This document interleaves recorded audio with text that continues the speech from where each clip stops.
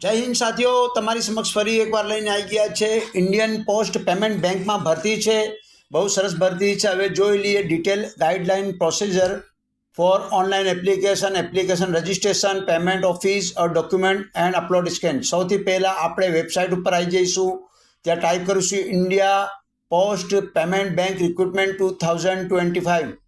एटले आवी रीते इंडियन पोस्ट पेमेंट बैंक की रिक्रूटमेंट ओपन थशे, जेनो पीडीएफ है 1 થી 21 पेज वाळू।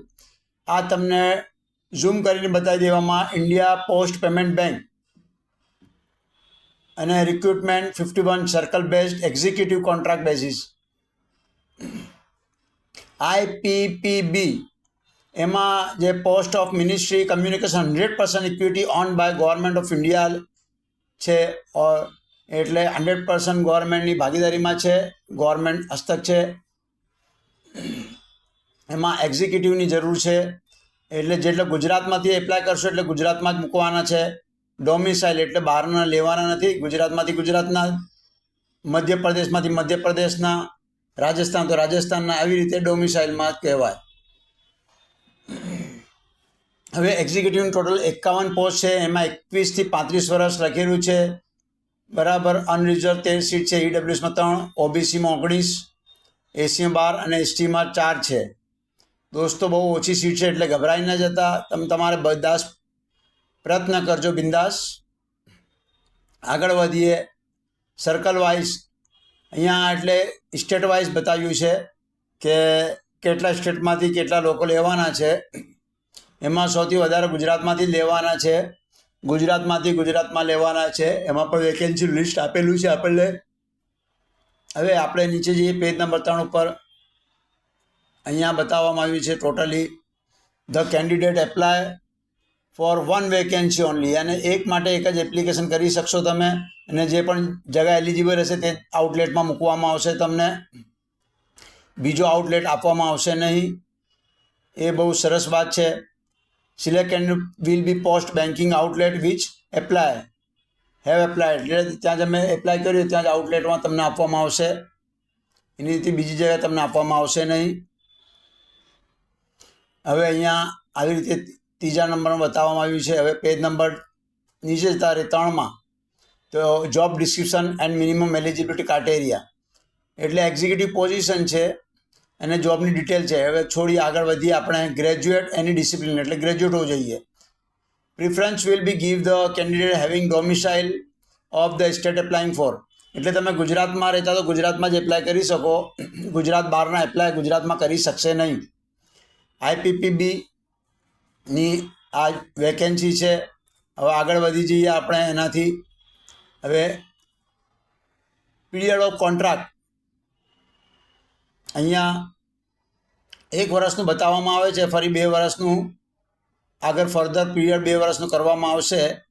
એ પછી ગવર્મેન્ટના નિર્ણય ઉપર હોય છે કે શું થાય છે ને શું કરી શકે। અહીંયા બધું બતાવે છે શું શું ઓપરેટ કરવાનું હોય છે, અહીંયા ડિટેલ છે। હું આખી લિંક આપી દઈશ તમને, તમે એમાં જોઈ શકશો। હવે આગળ વધીએ આપણે, એનાથી આગળ વધીશું આપણે તો અંદર ડિટેલ બીજી આવશે આપણને।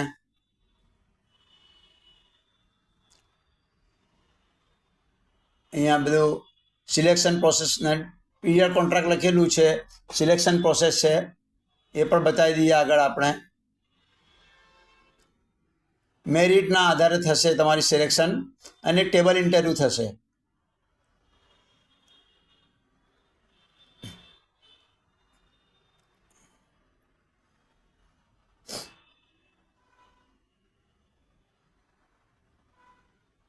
હવે એનાથી આપણે આગળ વધી જઈએ, બીજા પેજ ઉપર જતા રહીએ। પેજ નંબર 4 છે। અહીંયા SC ST PW only intimation charges 150 rupees છે, અને for all other 750 rupees charges છે। અહીંયા તારીખો લખેલી છે। અહીંયા લખ્યું scan photograph signature, all documents PDF। અહીંયા વેબસાઇટ આપેલી છે એડવાઇસ ક્લિક હિયર એટલે એકવાર એટલે એડવાઇસ કે અહીંયા ક્લિક કરીને જોઈ લો. હું વેબસાઇટનો એડ્રેસ આખો લખી આપીશ તમને. આ ફેક જે સ્કેમ હોય છે એનાથી બચવાનું બતાવે છે. ફેક એપ્લિકેશન ઉપર તમે પેમેન્ટ ના ફરી દેતા. ippbonline.com ઉપર બધું જઈને કરજો. આવી રીતે 21 પેજનું આપણને એક PDF ખુલી જશે.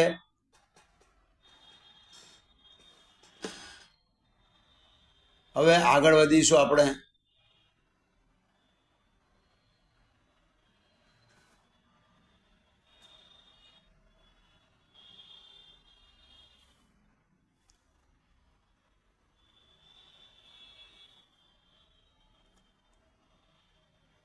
આગળ વધતા હવે એડવર્ટાઇઝમેન્ટ ડાઉનલોડનું સિમ્બોલ છે. અહીંયા એડવર્ટાઇઝ ડાઉનલોડ થશે. હવે બીજી જઈએ આપણે. અહીંયા એપ્લાય ઓનલાઈન લખેલું છે. એમાં એક પોપઅપ આવશે આ રીતે. આ IBPSની બીજી વેબસાઇટ ખુલી છે. જેમાં સમય, open date, start date, and date બધું લખેલું આવશે. અહીંથી તમારે રજિસ્ટ્રેશન પહેલાં કરવાનું છે, પછી લોગિન કરવાનું છે. ફર્સ્ટ નેમ એટલે જે માર્કશીટમાં હોય એ બધું, ફાધરનું નેમ, સરનેમ, લાસ્ટ નેમ, એક mobile number, alternate mobile number, basic information, photo, signature, detail, preview, upload અને પેમેન્ટ. આટલી વિન્ડો ઓપન થશે એટલે પેજ ઓપન થશે. આટલા ઈમેલ આઈડી એક જ નાખવાનું છે. એમાં કન્ફર્મ ઈમેલ આઈડી બીજે નીચે લખ્યું છે. પછી સેવ થઈ જાય. પછી ફોટો, સિગ્નેચર, ડિટેલ, પ્રિવ્યૂ એટલે જોવાશે, અપલોડ કરવાનું છે બધું ને પેમેન્ટ કરી દેવાનું છે. જ્યાં રેડ કલર છે એ મેન્ડેટરી છે, ફિક્સ છે એટલે ભરવું પડશે.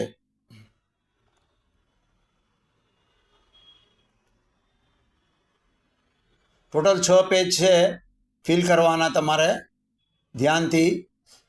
જે કંઈ સમજણ ના પડતી હોય મને કોમેન્ટમાં લખજો. હું તમને ફિલ કરી આપીશ, હું તમને સમજાવી આપીશ.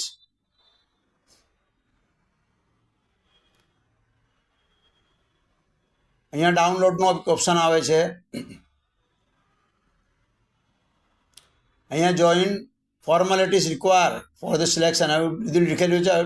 તમારી ફોર્મ ડિલીટ એટલે ડાઉનલોડ થઈ જશે.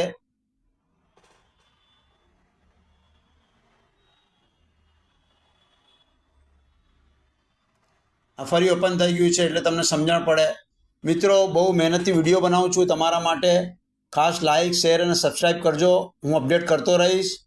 દરેકે દરેકને જોબ ઓપન થાય એની મારી મહત્વાકાંક્ષા છે.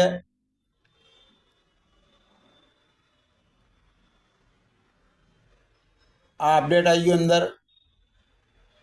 Thank you very much. બહુ આભાર.